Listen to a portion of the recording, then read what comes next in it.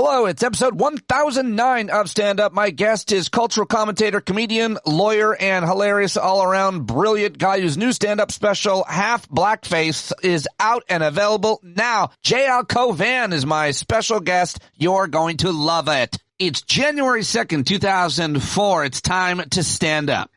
Stand up. Well, hello there, my friends. You can listen to my conversation with JL, which starts at about 26 minutes in after the news, but I just wanted to slide in and say hello. That sounded creepy. What am I doing? I'm just a guy in a shed opening his podcast, but also opening 2024. Happy New Year, everybody. I hope you had a great weekend. I hope to see you at Thursday Night's Hangout, hear from you in the Discord chat as we finalize the details around our March 22nd, 23rd event in Las Vegas. Get your plane tickets now. You'll be able to get tickets for the event very shortly, and I'll continue to share details as we firm them up. Thank you to each and every listener contributing to this event, all the ideas around it. It's truly a grassroots effort, and I'm real excited for March in Vegas, something I never thought I'd say. I hope you had a good New Year's Eve. I had like several invitations to go to big hoity-toity parties and black tie events and to perform at different events, but I decided I wanted to turn it all down and stay home and make sure that my daughters had their best possible New Year's Eve. That's the narrative that I want to create for you, that I'm such a great guy that I just wanted to make sure that the girls got where they needed to be. Julia went to party. Ava went into New York City very late at night, and I sat up in bed making sure that everybody got home safely. And they did, and we did, and I spent a big part of the last couple of days cleaning out my garden shed, which has needed that for over a year, and that felt really good to throw a whole bunch of stuff out. I was listening to a podcast that mentioned minimalism and kind of keeping track of, or almost competitively throwing things out, getting rid of stuff, which is something I certainly have to always be doing. So I'm feeling organized, I'm feeling inspired, and I'm feeling ambitious as I kick off 2024. And I hope that wherever you are at emotionally, career-wise, with your family and your health is in a good place or a neutral place or perhaps a place of transition, which is often pretty much always the case in life. Everything is kind of impermanent. I'm looking forward to hearing from you and how we can always make this podcast better and grow our community of amazing, thoughtful, kind, generous, often hilarious, wise folks who are meeting and connecting, and soon we'll have a marketplace for those of you that are selling any kind of goods and services as vetted by yours truly, and always trying to make the podcast itself better. I had a great conversation with Wajahat Ali and posted that on Saturday. We had a real important personal conversation about men and midlife stuff that got a really wonderful response. Thank you to all of you who reached out about that, as well as my conversation with my friend Chrissy Greer yesterday on New Year's Day. That's right, working right through Taint Week up to the end. All right, it was a little lighter schedule for me as well, but that's the idea. No guilt, feeling rested, and want to know who you'd like to hear from on the podcast this week. I've got David Rothkopf, I think SE Cup, scheduled to join me. Always looking for new guests and ideas and subjects, as well as projects. I'm thinking of launching a Substack this year very soon, which is kind of personal reflections, the things I've learned over the past few years of adversity in my life, and sharing those ideas with you and you sharing them with me, something I've been talking about for a while, because I've gained so much from my relationships with so many of you and the wisdom that you have shared with me in such honest and reflective moments yourselves. So lots of exciting things happening, but let's get to the show, shall we? That's what you're here for, and I'm so glad that you are. This is the first news segment that I'm doing in 2024. Let's see how it goes. Let's see what we've got, what I can gather from the past few days, which luckily hasn't been too crazy news-wise. Obviously, you've got the war continuing in Israel, where leadership in Israel, I heard over the weekend, said they plan that this war is going to continue continue all the way through 2024, all the way this entire year. This war is going to continue. I have no idea how that can be sustained, how it will look, and what it means for the Palestinian people, the Israeli people, the Middle East, the country, the election, the future of Israel. There's so many questions, of course, around that, and will continue to be. It's an election year in America, and so much is at stake. There will obviously be plenty of developments around AI this year, and I'm not making any other predictions, or prognostication about 2024. Let's just take a look at the past couple of days, see what we can find. It's time for headlines and sound. Top story over the New Year's weekend internationally probably has to be this earthquake in Japan. A powerful earthquake hit western Japan on Monday, triggering evacuation orders in several areas, trapping people under collapsed buildings and disrupting electricity for tens of thousands. Officials issued tsunami warnings, then downgraded them to advisories. Japan's people and buildings, of course, are conditioned for major earthquakes. And while they are common in Japan because it sits on the Pacific Ring of Fire, which of course is a belt of seismic activity, but you knew that because it's called the Pacific Ring of Fire. Of course, Japan has a painful history with powerful earthquakes and tsunamis. In 2011, you will recall the 8.9 magnitude earthquake and devastating tsunami hit Japan, killing thousands, damaging the Fukushima power plant and triggering a nuclear crisis. 13 are dead, several feared trapped, as 155 earthquakes hit Japan in a single day is the latest reporting that I'm seeing. The highest level tsunami warnings have now been downgraded, but Japan is in a battle against time to rescue the New Year's Day quake survivors. That is the big headline from the weekend that I saw internationally. One headline you might not see, I always want to try to get those in, is about new gun safety laws that are taking effect in several states around the U.S. starting January 1st, after our sick country ended 2023 with more mass shootings than days of the year. States, including California, Illinois, and Colorado, are starting the year by implementing extreme risk protection orders, more commonly referred to as red flag laws, as a means to prevent further gun violence. Also taking effect in Washington state, a law imposing a 10-day waiting period on firearms purchases that intends to create a buffer between people in crisis and a gun, which is proven to work. I've talked with Chris Brown at the Brady organization about that. In Colorado, a new law that bans so-called ghost guns, or those that can be made at home using parts kits and which typically lack a serial number, will go into effect this week. The United States marked more than 18,800 gun deaths last year, 36,200 gun injuries, and over 24,000 suicides, according to the Gun Violence Archive. So several states are trying to do things, and there are grassroots activists behind all those policies and those candidates getting elected that are doing those things. So please, please, please don't say nothing ever changes, nothing ever gets done, because it's never enough. But we have to give credit to those who are spending so much time, especially activists on this issue. It can be dangerous because you're going up against people with guns, and they really love them, as you know. But still, I think that is good news here at the beginning of the year, and we are making progress, as slow as it might be. I'm going to make some progress in these headlines just by reading a whole bunch of them to you, then get right over to sound. Those are the two of the big stories. The USS Gerald Ford aircraft carrier is returning home after an extended deployment defending Israel. I saw a lot of reporting about that and what that's supposed to symbolize. I thought they needed to be there in the Red Sea to kill all the Houthi pirates who are being launched by Iran, but I guess they've got enough firepower to take them on. Israel's Supreme Court has overturned a key component of Netanyahu's polarizing judicial overhaul, which is an interesting story.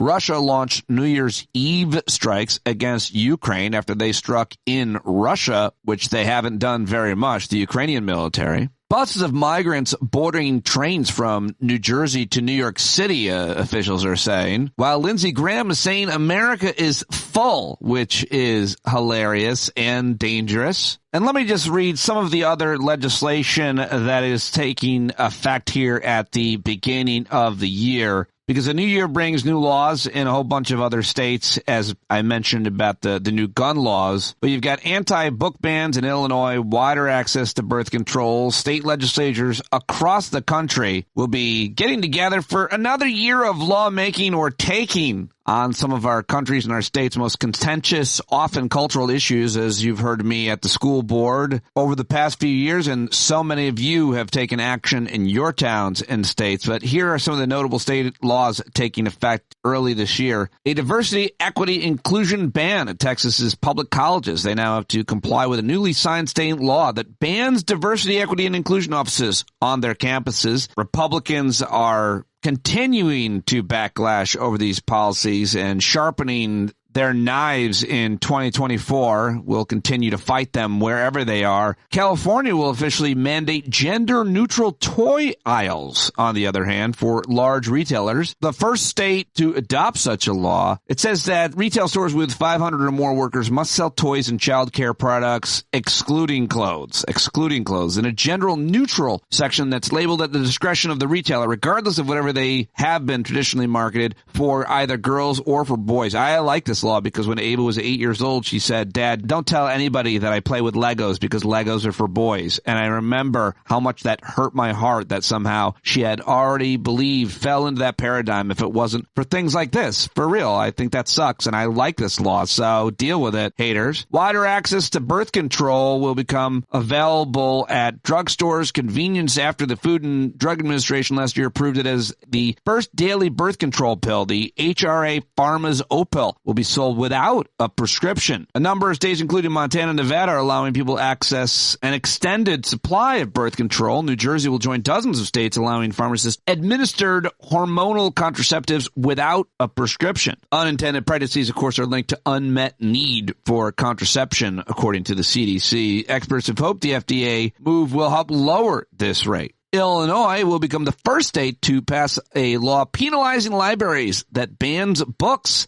last year, as conservative efforts have mounted to restrict access to books that address race or any kind of sexual issues that fall under the LGBTQ plus column. And there's an increased minimum wage in 22 states as of January 1st. And in Minnesota now, drivers can opt for popular blackout license plates. Other new designs celebrate professional sports teams and recognize missing and murdered Indigenous relatives in Minnesota. All right, well, those are your headlines and some of the new laws taking effect here at the beginning of the year. I thought that you would find that interesting. Let me know what laws are taking effect in your state if I haven't mentioned them. I really enjoyed looking into that and sharing it with you. Now let's get to some of the sound from the past few days that I think is worth sharing here. I didn't have the television on last night. I wasn't watching any of the New Year's Eve festivities. I can't stand those programs. If you like them, I'm glad that they kept you company or you were actually entertained by them. But I did see this clip from a performance by Green Day, who updated their hit song American Idiot, taking aim at MAGA,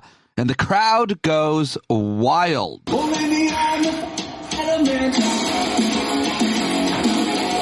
I'm gonna put up a MAGA legend. Everybody's doing the Republican. All right, there you go from Green Day last night. I thought that was really fun. And then now listen to some of that propaganda. Here it is from Fox News. They were talking economics, so they just made some stuff up. This is the conservative on the panel named Jessica Anderson from the Sentinel Action Fund, saying, just completely making this up, that President Trump took over as president after Obama's miserable economic state. What? Look how long it took President Trump to turn the country around after Obama's miserable economic state. The same thing's going to be said about Biden. Okay, that's all the time we have. Obama took over during W's recession. Remember when President Obama became the president? It was the 700, 800,000 jobs a month, and he left a booming economy. But, of course, Fox News is that propaganda. They lie constantly about anything they think will convince their ignorant and gullible viewers to keep voting Republican entirely against their own best interests, is one response to that clip I saw on the social media site formerly known as Twitter. And let's stay with Fox News propaganda, where the question was asked during a panel conversation, what happens if he's indicted at some point Well, he's already been indicted, but, well, listen. It's a misconception. I think a lot of Republican, especially primary voters, are reacting to the drama and saying these prosecutions are selective. This Colorado nonsense shouldn't stand. It's splitting the country, and I'm going for him. So, I know it's a point that Joe Rogan's made, Bill Maher, and others who tend to be on the left, which is that you're feeding into his narrative. And that's why I still think it's his to lose. And I think that by the time we get through the first three and we get to Super Tuesday, it's going to be Donald Trump likely left standing. All right. So what happens if he's indicted at some point? He can be president from jail if he has to. But right. I think What? To your point, That's right. To your point, Paul, despite all the threats, despite all the charges, Republicans are still rallying around Donald Trump. Yeah. Now, even if they stoop so low out of fear and desperation because they have no other choice, they have no other nominee other than Biden, they know that he's going to end up being the nominee. They're taking all these actions. Look at the FBI raid in Mar-a-Lago, trying to kick him off the Colorado ballot. These frivolous charges by our district attorney here in New York and in Georgia. But I think it comes down, yes, in 2 weeks, the Iowa caucus, this is going to be the first major electoral event where voters have the opportunity to express their preference for presidential candidate. And if they perform well, that might give them momentum, that might, possibly influence subsequent primaries and might possibly mold the trajectory of their campaign. So let's see what that shows. I mean, at this point in terms of presidential politics, it's not even the executive branch. It's the Department of Justice versus the Supreme Court. Which is crazy. Yeah, keep politics weird. Okay, keep commentary about politics even weirder and super dangerous and wildly inaccurate. That's Fox News. I've got one more clip from you there. This one, though, is where the liberal on the 5, Jessica Tarlov, does a great job, as she always does, representing those of us who live on Earth 1. But it gets really crazy, and the word penis gets thrown around a whole bunch. Around 2 points down in the averages there. There are a slew of polls, including swing state polls, where he's leading Donald Trump. And frankly, there is this denialism about what the last elections have said. Democrats won in 2020. Joe Biden did that by millions of votes on top of it, and the electoral. By suppressing a laptop. Oh my God! You think that Hunter Biden's penis pictures were going to sway this? It's unbelievable. This wasn't about penis pictures. No. This wasn't Straight about ahead. penis pictures. Well, then I don't want to see any more penis pictures or crack Well, pipes. hopefully we won't. Well, and there went the B-block. Hunter Biden's laptop is wrapped up. Up straight ahead. Oh, I got one more, though. Yeah, you just heard all of that, right? That's the conversation that occurred. That's the argument, more importantly, that's being made. One more. This is exactly what I mean. Over on Fox News and Earth 2, people think one thing about the economy. Again, Jessica Tarlov there to correct them. Not sure if it makes any difference to the Fox News viewers, but here it is. I do know that the country looks a hell of a lot better than it did on January 6th. And I do know from what... Honestly, what? I don't know. What? I mean, really? There's been so much. Have you seen the footage? Have you seen the border? Have you seen gas prices? Have you seen inflation? And they're have you down. seen schools? And yes, There is a precipitous What is better? quality of life. What is better? What's better? What is better? The economy is better. Crime and safety is better. The border is not better. But is that why he's polling at like 12% on the economy? He's not polling at 12%. If you go and look at the Real Clear Politics average or the 538 average, you see that Joe Biden is around 2 points down in the averages there. There are a slew of polls, including swing state polls.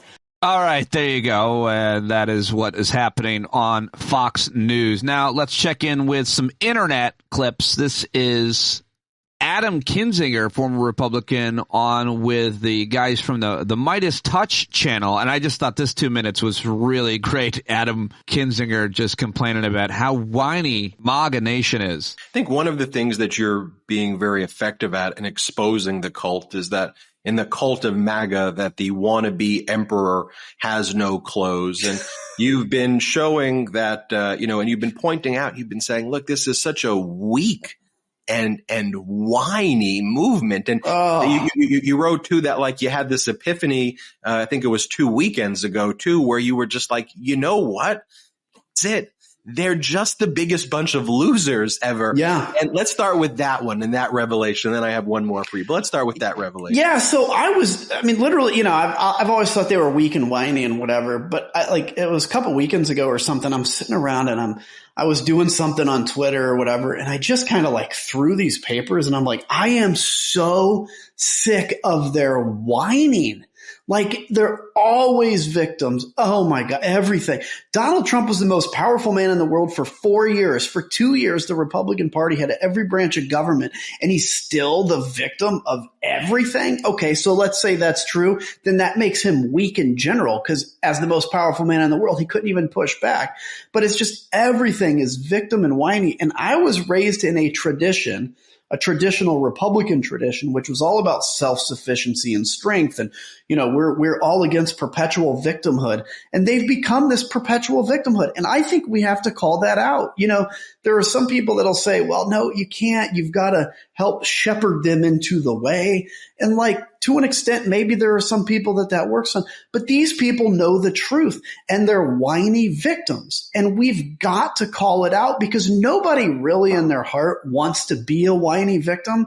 They've just got to be shown that they're whiny victims, and they're following the whiniest idiot that's ever served in the presidency. Indeed they are. And I love that clip from Adam Kinzinger. And now finally, let's head over to CNN, where Caitlin Collins was interviewing the Secretary of State of Maine. Her name is Shenna Bellows. She revealed that she's received numerous disturbing threats, and she made a decision to bar Trump from the ballot in her state under the 14th Amendment of the Constitution. Of course, shortly after she made her decision, Donald Trump essentially put a hit out on her, sharing a link to her biography, to his followers on all social media. And of course, as expected, his followers quickly heard their cult leader's call to action, began sharing her personal information, prompting concerns for the Secretary of State's safety. But in the response to your decision, we have seen Trump World attacking you, coming out, sharing photos of you that you've, taken with President Biden. Obviously, we do know you're a Democrat. That's not surprising. But you saw Trump himself sharing on social media ways to contact your office, the information to contact your office. I wonder, given the position that you're in and the decision that you've made, if you have concerns for your safety since making this decision. I was prepared for the possibility of threats, and I really appreciate law enforcement and the people around me who have been incredibly supportive of my safety and security. My safety and security is important. So is the safety and security of everyone who works with me.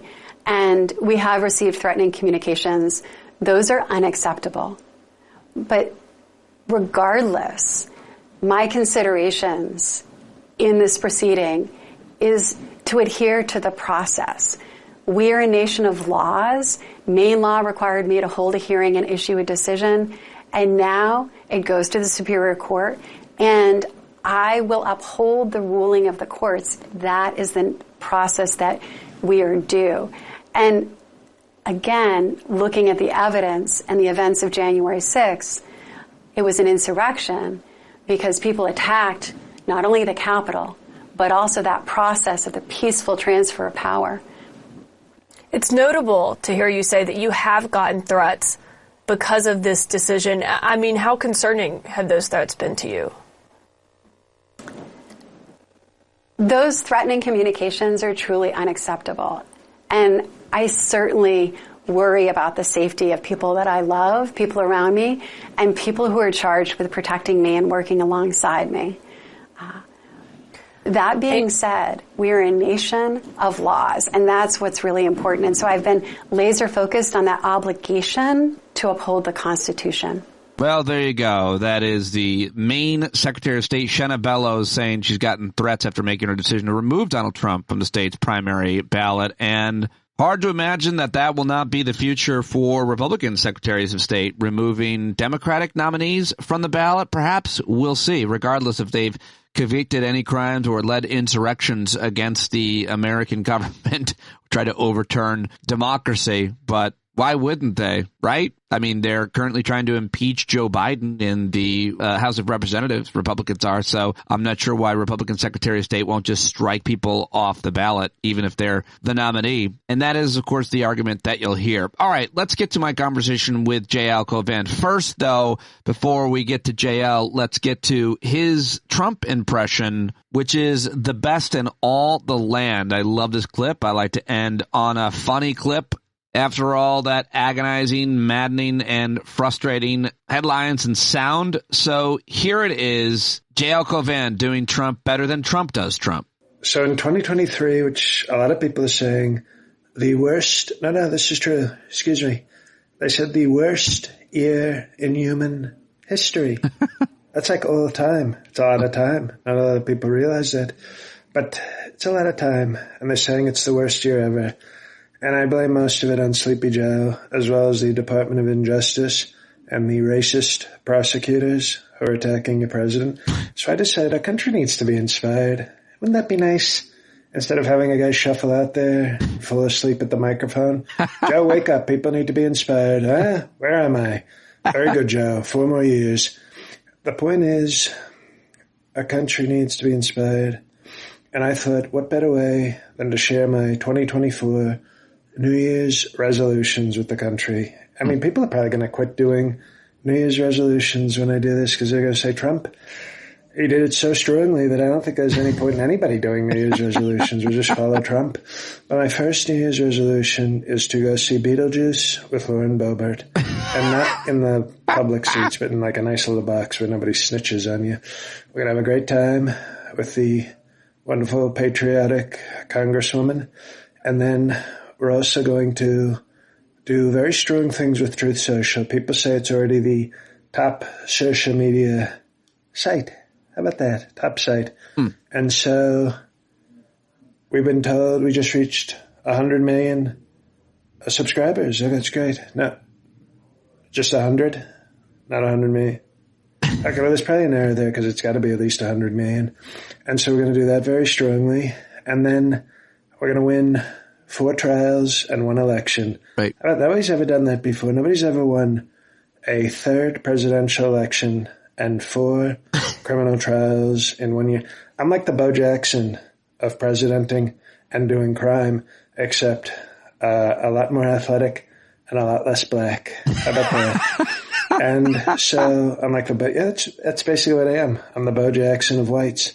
So that's my New Year's resolution. We're going to do it very strongly and very quickly. Oh, so good. So good. That's JL Cauvin. He is my guest today. You should go subscribe to his Patreon, buy his new special Half Blackface. Listen to his podcast, which is so good. Rain on My Parade, and of course, Make Podcasts Great Again. Hire him to do a cameo. He does so many more impressions than just Trump, and his political analysis is top notch. His cultural commentating is what we call him now, because he really is one of the best, in my opinion. So I'm always happy to get him on the podcast, joining our conversation. He's also a regular listener and subscriber of the show. So I thought it'd be a great way to kick off the year with another one of our favorites. Here he is right now, JL Cauvin.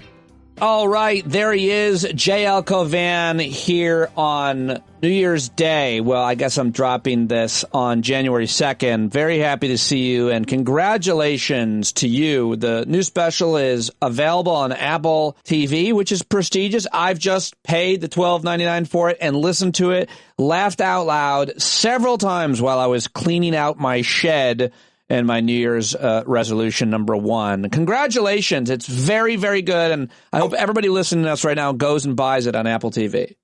Well, thank you. And by the time they hear this, it will be available on several other platforms. Oh, great. Okay. Yeah. So, yeah, I'm very proud of it. That was you hosted both tapings of Half Blackface, but this was the one where the Triad Theater has a unique design where once you're backstage, you are trapped until the show is over. There is no exit. So the first show you were trapped, but the second show you asked me before, you're like, is it cool if I leave after my set? And I said, sure.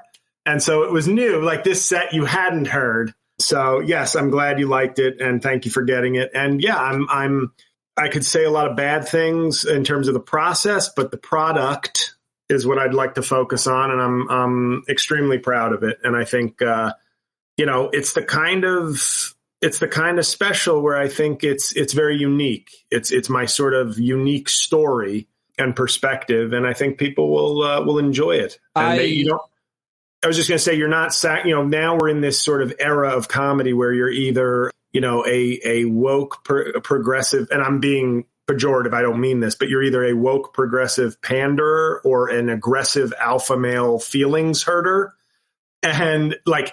This is sort of comedy to me. What is it's comedy that I think everybody can respect without feeling like I have an edge to me, but it's also not a particularly cruel special, if that makes sense. Like, I'm not targeting anybody, but there's also an authentic edge that I think some people in comedy seem to think they've now co-opted. Like, if you're mean, you're a real comedian, right? But you can have an edge without being cruel, I think is how I maybe define my style. Very well said. You review comedy albums, books, plays, theaters, musicals, and you've just reviewed your own special, I think accurately, better than I certainly could. Although you did punch down at jazz, the genre of music, which I was surprised, but also might have been one of the funniest things in the special to me. Oh, thanks. Yeah, I've just never, I think when people listen to J.L. Cauvin, they want honesty. They may not agree, but they expect somebody to deliver something that is heartily felt. Yeah. And I can listen to a Benny Goodman or a Louis Armstrong, but once it gets into that bebop nonsense, bebop to me is like the mumble rap of jazz. Like the phase of rap we're in now is what, like, oh my God, he's a genius. Oh my God. Right. As I said, I don't think that's genius. I think that's heroin.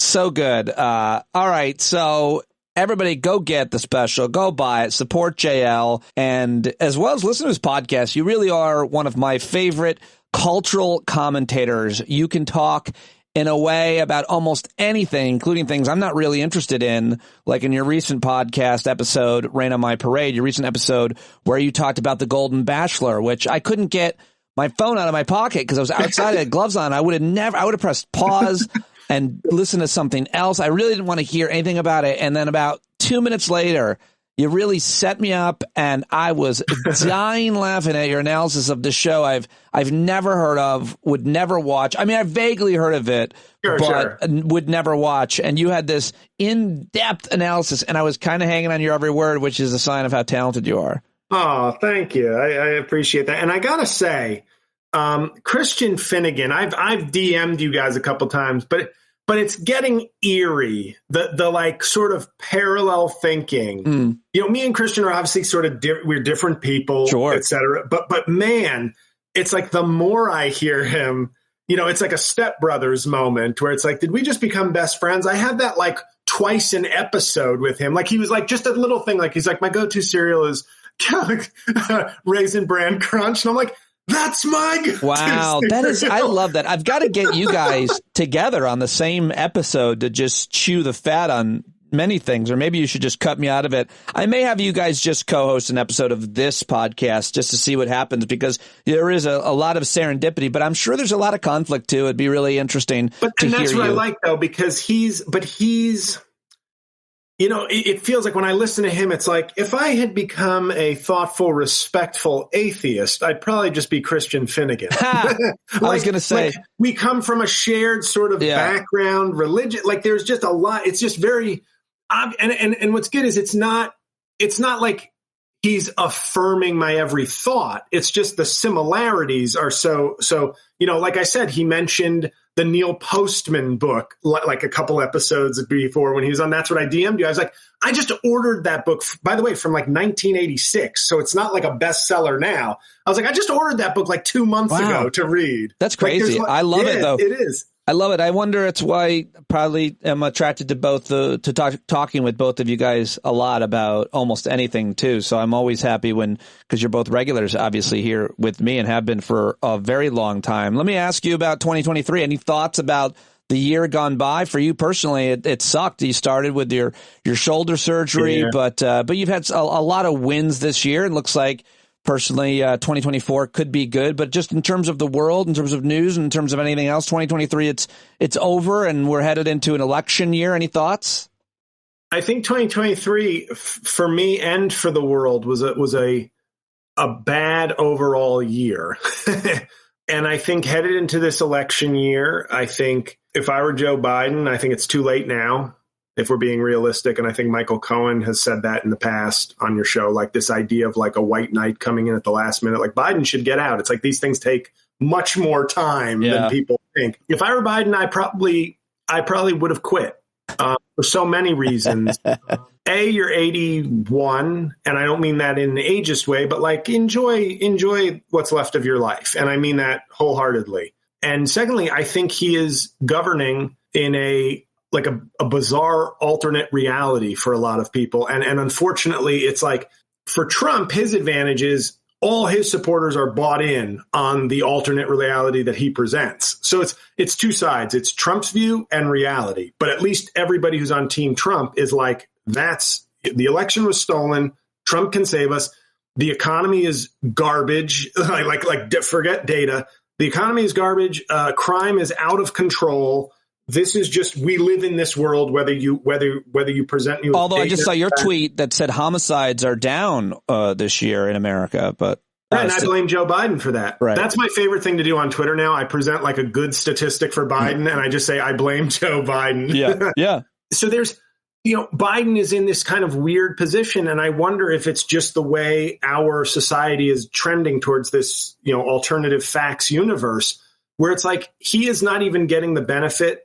And you can have complaints and issues with things, of course, but he's not even getting the benefit of things that always have benefited presidents. Right. Like, people are acting like the economy isn't kind of kicking ass on all the metrics that we've ever measured it. Like, you can always invent a new metric to go, but under the Krugman, Brett Stevens theorem analysis, it's actually not a good year. It's like everything, GDP, inflation is way down, stock market is kicking ass. Unemployment is like, you can literally pick any stat and it's good. And he's getting, it's not just that he's not getting a bump.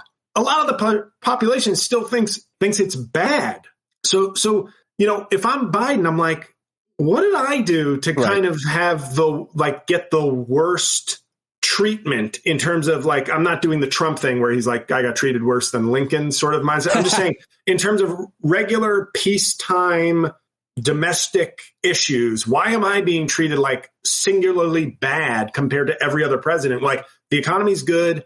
I passed a major climate change bill that should make, and I think we're running into a thing of the Trump party is a lot like they are shut off. They are shut off from reality. But then on the left, which is a bigger side, but a more diverse side, I think there's some people who kind of just, nothing will be good enough. And they have a loud platform on social media. A lot of purity testing and social media. It's a new day. It's a new age. And some people say there'll never be another president outside of the cult following of Trump that is really popular no matter the conditions, because you'll always have the forces of media, especially needing to create clicks and money to create controversy where there isn't any, to impeach a president where there is no grounds to. And we're in this kind of vicious cycle where no matter how good statistically things are, as you said, traditionally would benefit any incumbent, it doesn't really matter the way it used to because of alternate reality. So welcome to ours here on Earth One. We're glad to have you.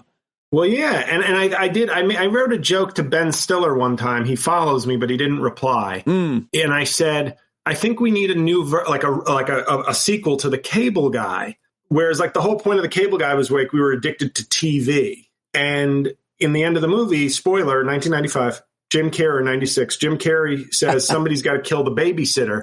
And he launches himself onto the giant satellite dish of the cable company to destroy it. And I was like, that lesson is now needed on an extra level for the internet, because I've said this on your show before. I no longer trust Americans with the rights we've been given, responsibly. Right. This isn't me saying I will take your rights away. No, we got to live with the freedoms and restrictions that we have under our system of laws. But that doesn't mean I have to trust the American population with those rights.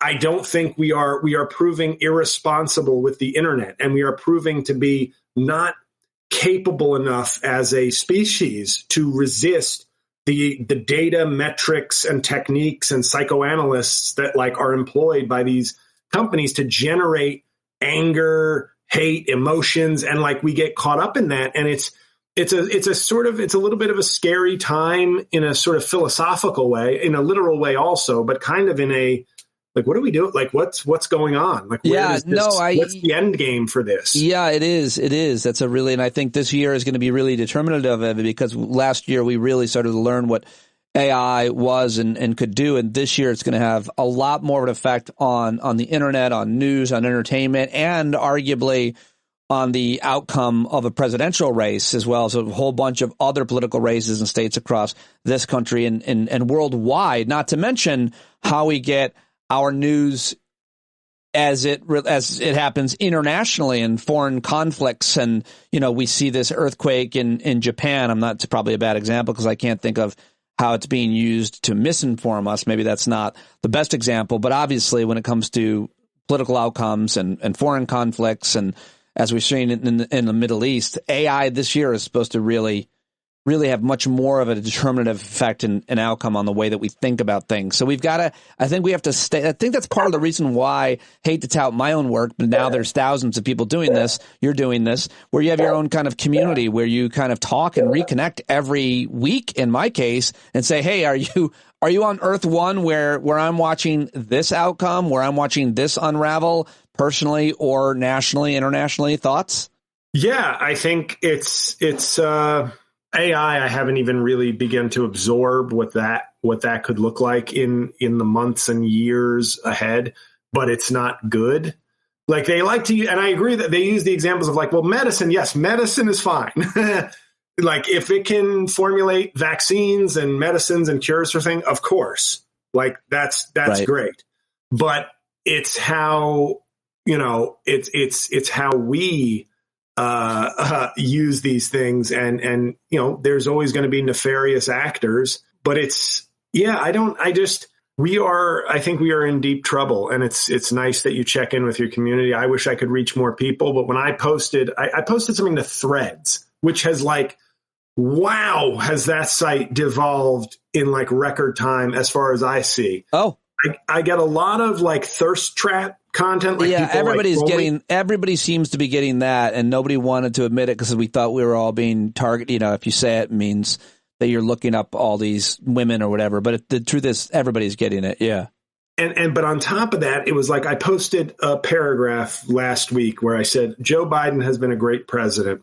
And I gave my reasons, and it's all on a relative scale, but I'm like, for what he's accomplished with a 50-50 Senate, and the fact that he's getting no credit for a robust economy, and seems to be getting more credit for like the atrocities in Gaza than Benjamin Netanyahu. If you talk to certain people on the far left, it's like you can have qualms with it, but there's this sort of like, like I was getting inundated with like right-wing people more so than I ever got on Twitter, which was sort of interesting. And it was like, robust economy, what are you talking about? Inflation's 20%. And then somebody telling me like, oh, what did they say? They were like, like my 401k is tanking. And I'm like, either you're bots or you're literally not paying attention to reality. Or your 401k is really, really poorly invested. I mean, like, you have to be really bad. Right. I mean, even that. Somebody wrote that. If somebody commented, not me, but somebody commented, if your 401k is tanking right now,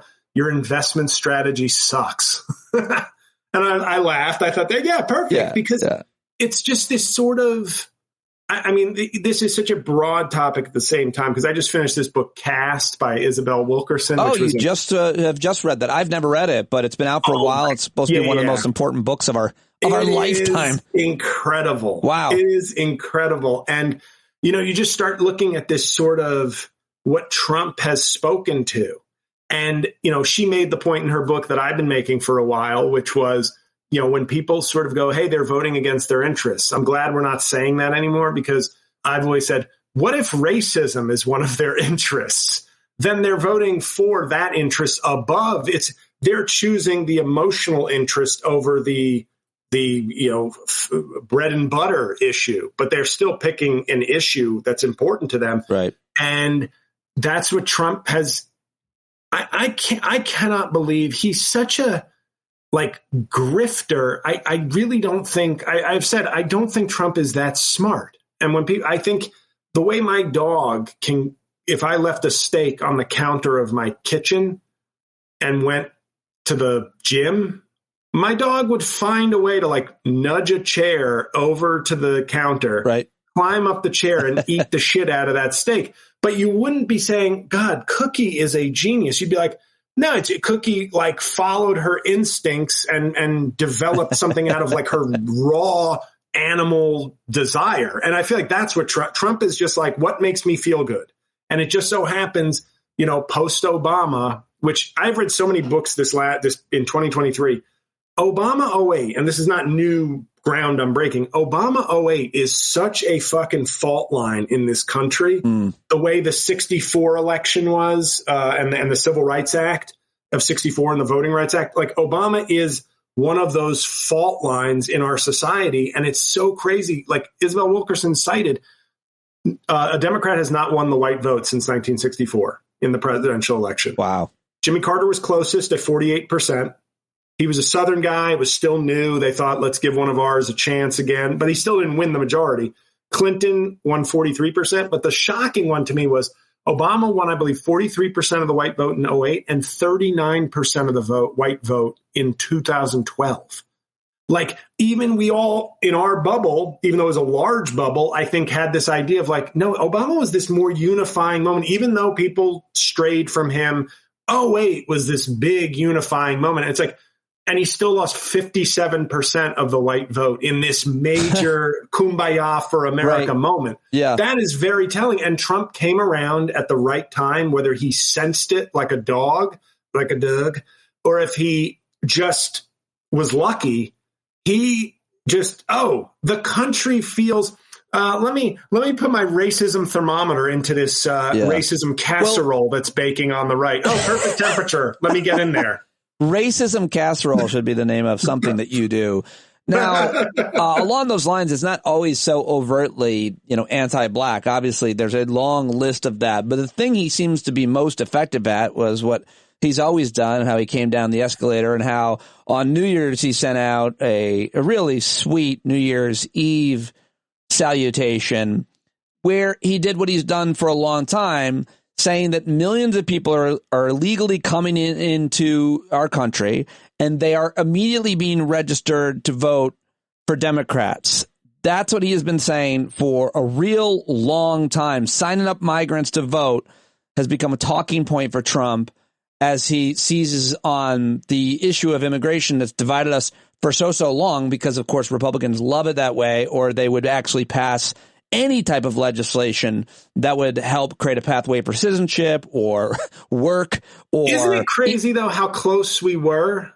Like, if Boehner could have wrangled the House, which he couldn't, we were that. And the cowards on the right who, like, fled that, like Marco Rubio, among others, like, worked hard on this. And to think, Marco Rubio, that could have been a ticket to the White House for him in terms of like leading on that kind of an issue. And he just ran for the hills, as did many of them. But it's like, but that's the issue. Just stick to the immigration issue, because obviously we've seen this playing out in Europe and what's happened there, and the right. Immigration is a better wedge issue, I think, than what they've learned with abortion is, oh shit, Trump didn't realize we weren't supposed to actually do it. We were supposed to keep using it. Right. Whereas immigration is so complicated that I think they can keep using it. And you have to be, I'm sorry to my fellow citizens, you got to be some kind of fucking dumb to think that like, oh, you're just giving them vote. Here's your like what, like, oh, come on in. Here's your hotel room from Eric Adams with your Democratic ballot in a battleground state. There you go. There's absolutely no evidence that non-citizens are permitted to vote in federal election. No evidence of any type of widespread voter fraud. And when there is any evidence of voter fraud, it's usually from Republicans, and it doesn't affect the outcome of any election. So, I mean, he's been saying this though since 2016, right? 3 million to 5 million illegal immigrants voted for Hillary Clinton. So he's still playing. Right. He was like, wait, I lost by 3 million. Okay, what can I say to cover that exact amount? It is pathetic. And that was why my bit from my earlier special, I said Trump is like the stripper pole for broken white men. He really is. Yeah. Like these are like so good. It's I have written a new joke where I said, if you look around America, just in the pop culture space that used to be maybe dominated, if you want to use that word, by people of color. There's a white NBA MVP. Taylor Swift trounced Beyonce at the box office. Tyson Fury, a big burly white guy, is the heavyweight champ of the world. Who thought that was going to happen again?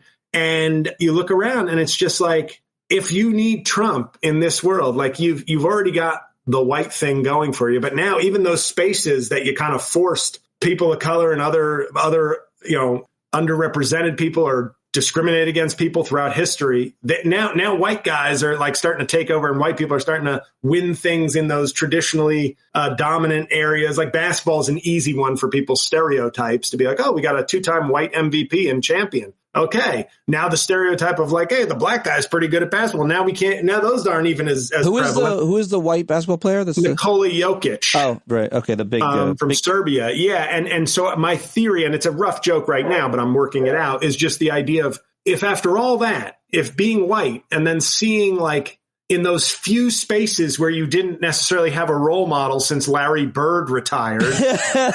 Now you're like, wait, we're doing well there too? Yeah. Then you are definitely a racist if you need Trump at this point. If you need him to soothe you, you need that total dominance and power just to sleep at night. And you are a terrible person. I hate it when people I think, are we at the point now where if you support Trump, can I just say you are a bad person? Or are we still in the, and I'm not saying bad person in terms of like judgment from on high. I'm just saying like colloquially, like, oh, you're probably a piece of shit. Like as we understand it on this earthly domain, if you're a big Trump guy in 2024 or girl. It's pretty hard. It's pretty hard to see it differently at this point, given, I guess sometimes if you're really going to give someone the benefit of the doubt, it's that they pay almost zero attention to him and anything he says, and they're really not engaged in any way in the world, and they're somehow still a supporter. I don't know. I can't do that, but I'm trying, just for the sake of conversation, but people will always say that person who you're saying is a piece of shit has always been nice to me. He's always looked out for my family. He's my neighbor, and he's always been very good to my kids. And he gave us, a whole bunch of groceries when he knew I was out of work, and all these nice things about him as he's treated me as an individual or even my family. That's often what you hear about people. They try to give a more general view of a person. And I'm sure Tommy Tuberville convinced many black moms that he was the right guy for their son to play for, even though he was like a foghorn, leghorn, idiot racist. But I'm sure right. he could present I'll provide a strong male role model. I'm a Christian. I'm gonna set a good start. The example starts with me, ma'am. But it's really just like, I would like some muscular sharecroppers to make me a millionaire at Auburn University. That's what I actually I'll be want. real good to your son who's going to make me look amazing. Right. It's the modern, the modern version of if I will treat him well because he's my property. But I don't think, the more accurate thing, as I just keep saying, is I'll treat him really well because he's going to make me look good and he's a great football player. But I will not advocate for him or anybody like him's right to vote. Yeah. No, and I think it's unfortunate because when I look at, not that we're talking about this, but I always think this is like kind of big college football season right now. We got the playoffs and the bowl games.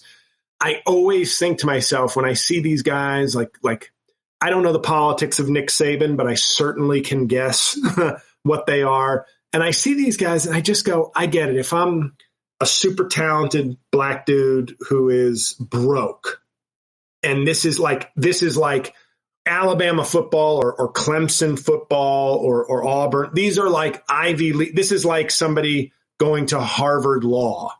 Like, you may not get to the Supreme Court, but like, this is your path. You are someone in that conversation, and this is your training school. This is your graduate school for your profession. So it's a little different, but I would just be like, can't you go? I would really want somebody in my family to be like, I'd like you to try to go to like a good school, like with a good person who coaches. Colorado University. I'm sorry? University of Colorado. Coach Prime. So, by the way, What about last night? Trump had the Mar-a-Lago New Year's party, and you have to wonder if some point the caliber of celebrity that shows up to your parties as a president or former president is somehow reflective of your popularity or your integrity. And I mean, it's almost too easy to just joke about the type of musicians or comedians or actors who are still Trump supporters, who were there performing. Like last night, it was Vanilla Ice, who I think seriously has one song. There was a Teenage Mutant Ninja Turtle. I'm not sure which one. And I don't know who else was there, but we know the celebrity. Like, is it not reflective? And how pathetic is it that those are the people that are still cozy up to him, supporting him in all of entertainment, celebrity, sports, all of it? That's who you get. Kid Rock.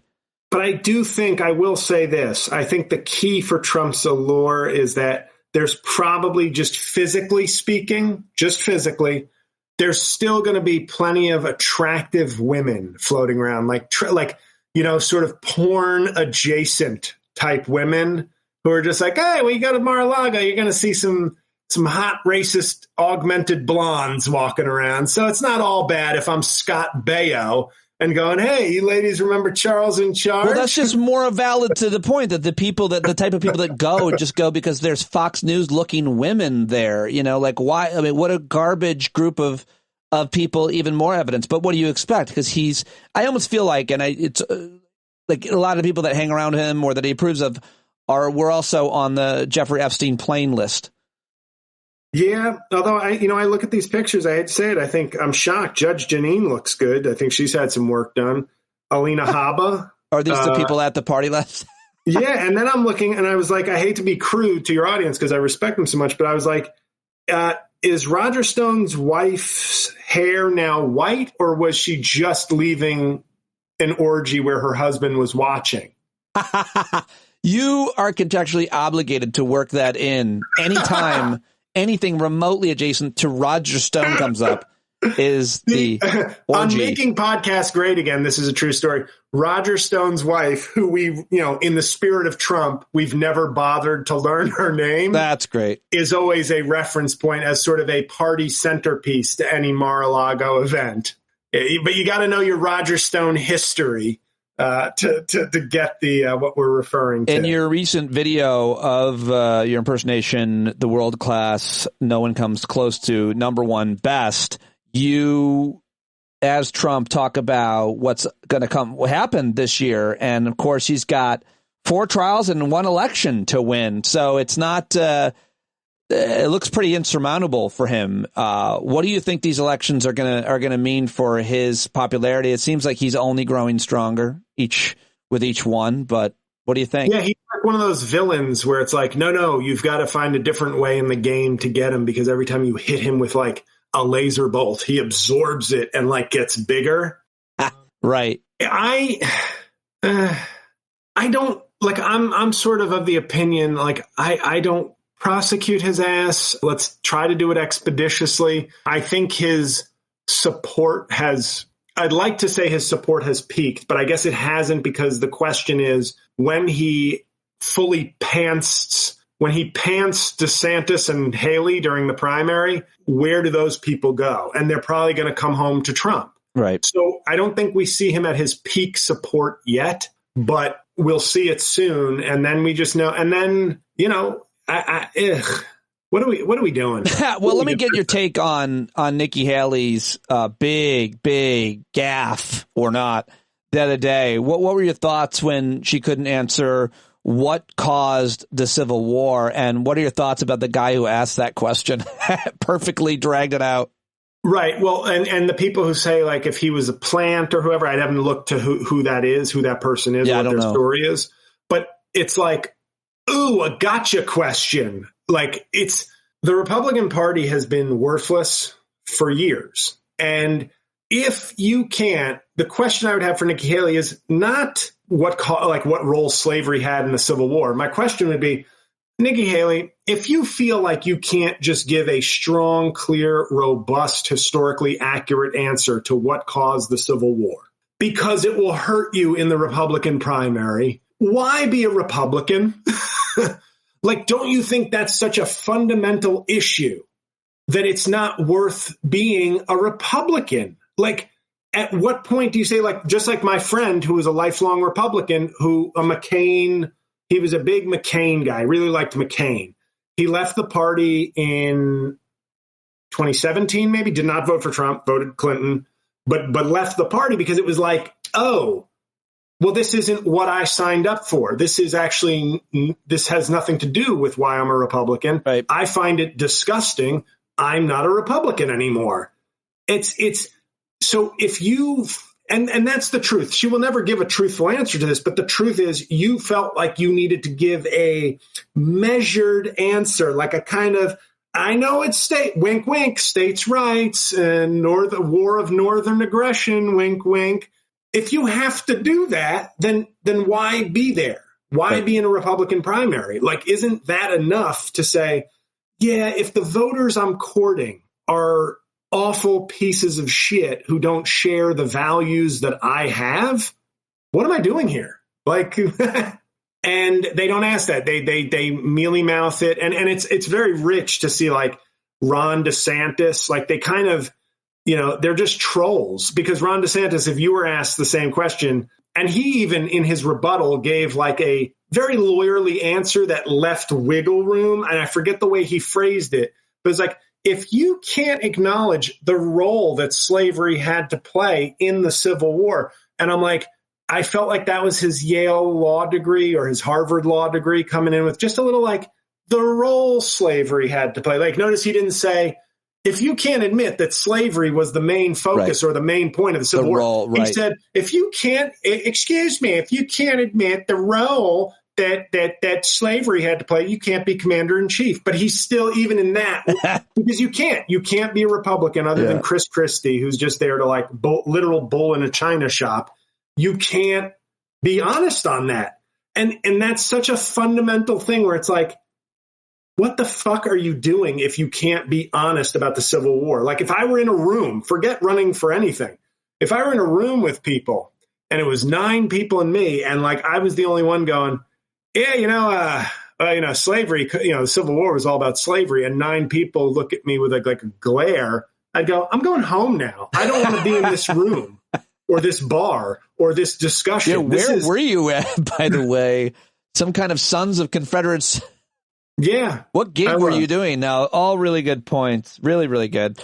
So, okay. Well, here at the end, let's do JL's reviews. You always do some version of this, whether it be on social media, your podcasts.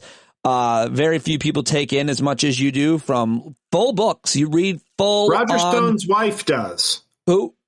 Roger Stone's wife does. Other than Roger Stone's wife, very few people take in more than you do. Books, plays, musicals, concerts, stand-up comedy specials, and more. You recently watched Dave Chappelle's special, Ricky Gervais' special. You went to a Fish concert. You're reading books. What do you want to pick to highly recommend? In other words, I hate my own life. No, don't be silly. I love that. I love that you do this. So don't be negative.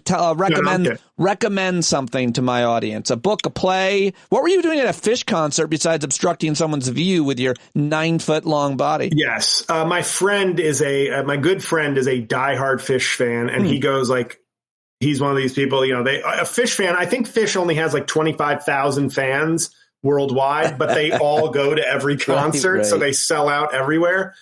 And I will say this, the thing I will say about the Fish concert. So my friend asked me every year, and it kind of becomes a thing of like, well, I get to hang out with him for a few hours, and he pays for the tickets. So it's like, he's got an extra ticket. So I'm like, yeah, that's cool. And it's something different. But Fish fans, I will give them a tremendous amount of credit that I cannot give just about any other audience, whether it's movies, plays, etc., that I've been in attendance with. Very few people on their phones. Like, these people are really there to experience the community and the music and the show in the moment. Like, because they're not the type of people. It's like, look, I was at the Fish show. How cool. They're like, no, the cool thing is being at the Fish show. Interesting. I think it would be nice if more of us had that sort of attitude towards a lot of things we do. So I'll give that to the Fish fans. It's okay. I mean, it's not. I don't think it's terrible music, but it's not. It's also not my cup of tea. Right. Mostly, but like every so often, I'll hear a song and go, it's not bad, and we joke about it. And I observe the audience, the cultural commentator that I am. But as far as recommendations, as far as I've seen, I saw recently 3 different shows that I would recommend, but only one is going to be out for a little longer on Broadway. Loved Shucked. But it's closing in 2 weeks.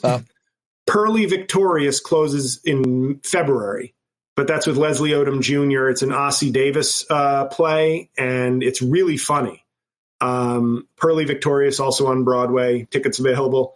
And then Appropriate or Appropriate, which got great reviews with Sarah Paulson. That's a new drama that's out. That was very good. So those 3. TV, Slow Horses. The Apple TV show with Gary Oldman, highly recommend that. That would be my sort of recommend of the month. It just wrapped up season 3, but they're only 6 episodes long. And as far as stand-up specials, well, you can't go wrong with Half Blackface by J.L. Cauvin. And I think that's enough. But I was going to tell you, I'll save, I guess, my Chappelle. That can be a teaser for my episode. But the Chappelle special, do we have a couple minutes? Yeah, go ahead. Because what I'm seeing, and this is where I've sort of talked about, because we talk so much about politics, obviously, on the show when I'm on. Comedy is really, I've always believed comedy is a great mirror.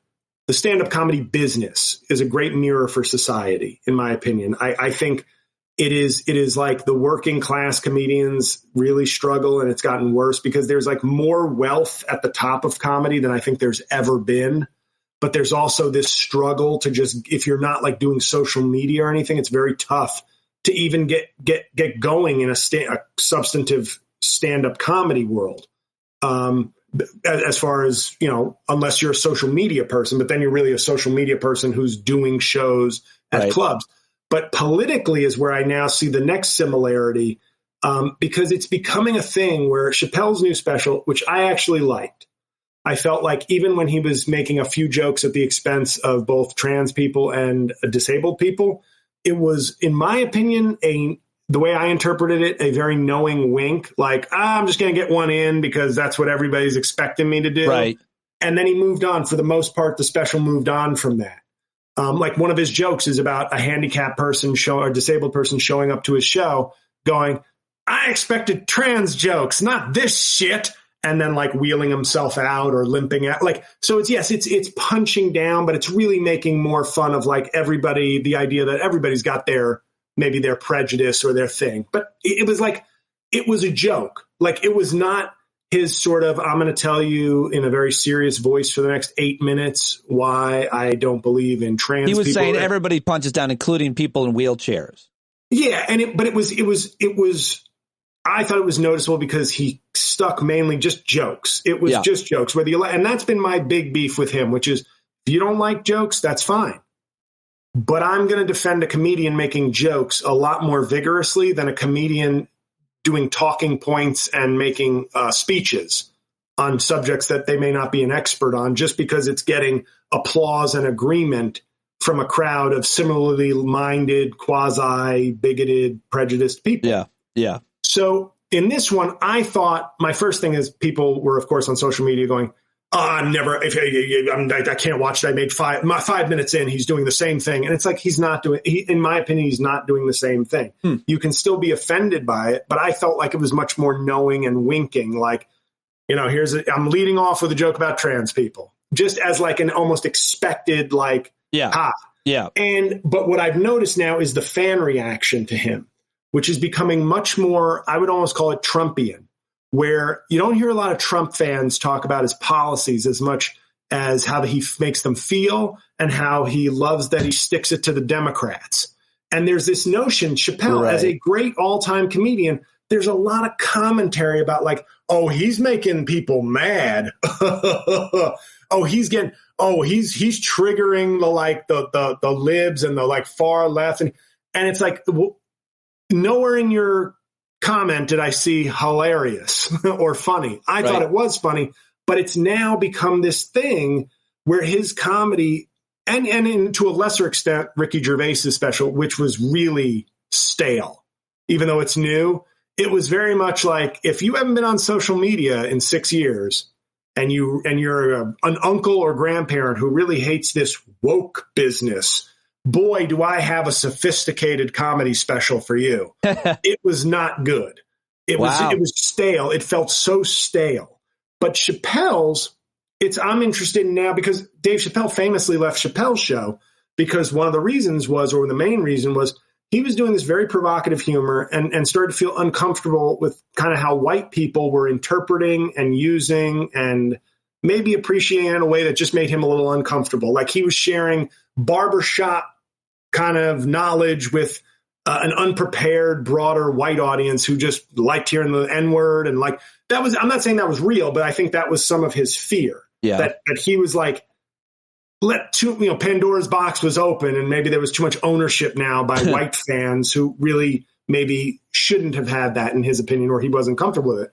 But he doesn't extend that same fear or concern for what his sometimes jokes, sometimes pontificating about other marginalized communities. He has no concern that there might be some bigots in the crowd who don't share what he thinks is his kind of, I have trans friends. It's okay. That's a great Some of those point. people in your fucking audience probably hate gay people. Yeah. Not all of them, but I guarantee you some of them are like, I am like gay people. I think trans people are fucking mentally ill and stay the fuck away from my kids with that shit. Right. And he does not give a fuck about how him create, and I would not be saying this if he was only telling jokes, I got to be honest, but it's the fact that on multiple times he kind of takes this more serious tone. Yeah. And I saw him on Broadway trying to make a tortured explanation for why he should have been allowed to use the F word into the gay slur, because he got to use the N word. So why can't he use the F word? And it was like a very simple reason, Dave. And I think you actually know what that reason is. But when he made that point in his Broadway show, nobody laughed because it wasn't funny, but a lot of men of different stripes were clapping like, yes, that's what I've been saying. I get to say F because it's not as bad. Or as a black man, or as just a white dude who likes to call people the F word because I haven't moved on from 1980s middle school. It was like validation. It wasn't humor. It was somebody who they consider a cultural touchstone. Maybe not a thought leader, but somebody with important views on culture and some earned wisdom. They take that and probably go with that and go, yeah, Dave Chappelle, this trans stuff is bullshit, man. Get out of my face. Get out of my face. Yeah, I didn't mean, I can say the F word willy-nilly. Yeah, no, he gives cover and validation. Sure. And I don't think he looks at that with the same responsibility that he would look at it with black issues or black humor and content in front of white people. He seems it just seems like maybe a little more care in that department. Some with great power comes great responsibility. And I think he does not exercise that responsibility. And the reason I'm bringing this up, if his fans just reacted like, oh, it's just so funny. Like, I know it's offensive, but it's just so funny. They're not saying it's so funny. They're saying, yes, he's triggering the right people. He's letting people know. I had an exchange via text recently today with some friends, and the tone was, he ain't lying. And I was like, all right, but that doesn't mean, was it funny to you, or did you find this to be sort of a validation of your worldview? Well, because now your 19-minute review is definitely making me want to watch it. I'm just saying, I liked it. I'm separating watching the show on its own merits. My analysis of that, I enjoyed it. I thought it was better than the last several specials he's done because it was much more focused on jokes. And I felt like the offensive punching down bits were sort of knowing, ironic, meta kind of punching down, in my opinion. But then the next level is when you see somebody who has become this, occasionally right-wing hero because of his attacks on wokeness and whatever, but is also a hero to many on the left just because of his comedy skills, and in the middle. He crosses politics in many ways, but the reason he's crossing politics is because of certain issues that he is giving license to sort of demean people, not just through jokes, because like I said, I will defend jokes vigorously from a comedian, whether I like them or not. No, I think that you're splitting that. He becomes more of a leader and a thought leader, if I can use that term, in terms of almost Aspen Ideas Festival, if we can get that into the conversation. By the way, I'm going to be talking to my buddy Erwin Chermarinsky, the dean of Berkeley Law School, later. It is, where is the responsibility? Where is the care that maybe you should stick to jokes? If you want to do some edgy jokes, fine. But this hybrid of, I'm going to do a 10-minute story on my relationship with the trans community and why I don't agree with it, or but I have a friend who's trans. You give it this authenticity that people can leave going like, wow, that wasn't funny, but I sure did agree with his skeptical views on the trans community. And he's willing to do that. He's willing to send out all his fans to have less respect for the trans community. Like, whether he's joking or not, he's clearly okay with creating a culture of less respect for them. That doesn't mean he can't joke. I don't think he should have to not joke about them, but he has now cultivated a slight lack of respect for their general personhood that he would not tolerate for black people. In fact, he quit fucking Chappelle's show when he got an uncomfortable feeling about what he was doing. So that's my take on Chappelle. Sorry, that was long, but no, I think it's really interesting. At least it is. And I say to somebody who liked the special, I'm not coming at this from who's criticized his other specials. Yeah. So I'm coming at it from like, and I liked the special, but now I'm seeing the response and seeing he's not exercising his power responsibly in this area. I'm interested to see it, take it in, and I'll get back to you. But mostly, I'm interested. And everybody's seeing the funniest special out right now. Some are saying it's the funniest special of 2024. Half Blackface, right now, available everywhere. Go get it. CJL and I in Las Vegas, March 22nd, 23rd. And I thank you very much for this first appearance in 2024. I look forward to having a lot more conversations with you and, of course, listening to your podcast and supporting all your work. Thank you, my friend, and best of luck to you this year.